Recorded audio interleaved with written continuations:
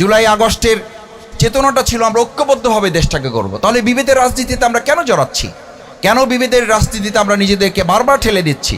আমি আপনাদের কাছে শুধু অনুরোধ করতে চাই, সম্মানিত ভাই এবং বোনেরা, এখানে যারা এসছেন, কবি কাজী নজরুল ইসলাম এক আল্লাহ জিন্দাবাদ একটা চমৎকার কবিতা এই জাতির জন্য লিখে দিয়ে গিয়েছিলেন। আসলে আমাদের জাতীয় কবি হওয়ার কথা ছিল তো কবি কাজী নজরুল ইসলামের। এটা একটা চক্রান্ত, একটা ষড়যন্ত্রের অংশ হিসাবে শুধু ইসলাম এবং ইসলামের চিন্তা দৃষ্টিভঙ্গিকে খাটো করার জন্য তাকে পিছনে ফেলে রাখা হয়েছে।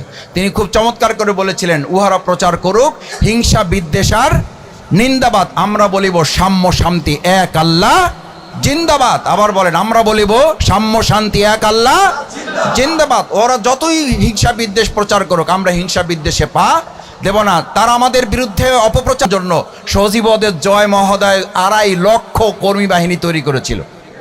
2.5 লক্ষকে এই ইন্টারনেটে তাদেরকে চাকরি দিয়েছিল। চাকরি দিয়ে 2.5 লক্ষ দিয়ে জামাত ইসলামী ছাত্র শিবিরকে মোকাবেলা করা যায় নাই।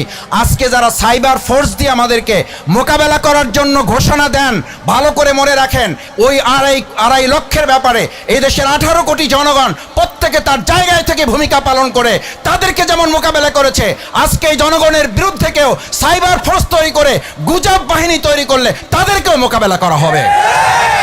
আমরা শুধু এতটুকু বলবো, এই অপপ্রচার, উহারা চাওক সংকীর্ণতা, ডোবার ক্ষোভ, পায়রার ক্লেদ, আমরা বলিব এই দুনিয়াটা আমাদের এখানে আলোকিত একটা বাংলাদেশ আমরা তৈরি করব, সুন্দর একটা সমাজ আমরা বিনির্মাণ করব। আসুন সেই সুন্দর সমাজ বিনির্মাণে আমরা যেন ভূমিকা পালন করতে পারি।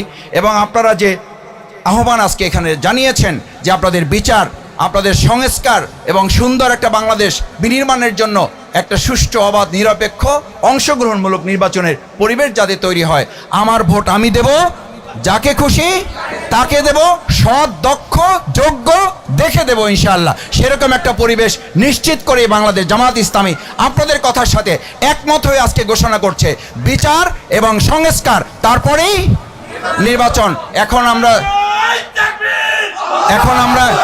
আমরা যেমন বলি, এখন জনগণের কেউ একটা অংশ যেমন স্লোগান দিচ্ছে, এই মুহূর্তে দরকার নির্বাচিত সরকার। আর আমরা আজকে এখানে আমাদের জুলাই যোদ্ধা আহত ভাই বোনদের সামনে রেখে স্লোগান দিতে চাই, এই মুহূর্তে দরকার বিচার এবং এই মুহূর্তে দরকার। আসুন সেই বিচার এবং সংস্কারের চূড়ান্ত রূপ গিয়েই আমরা একটা সুন্দর নির্বাচনের মাধ্যমে জনগণের ভোটের অধিকার আমরা নিশ্চিত করব। আসসালামু আলাইকুম রহমতুল্লাহ।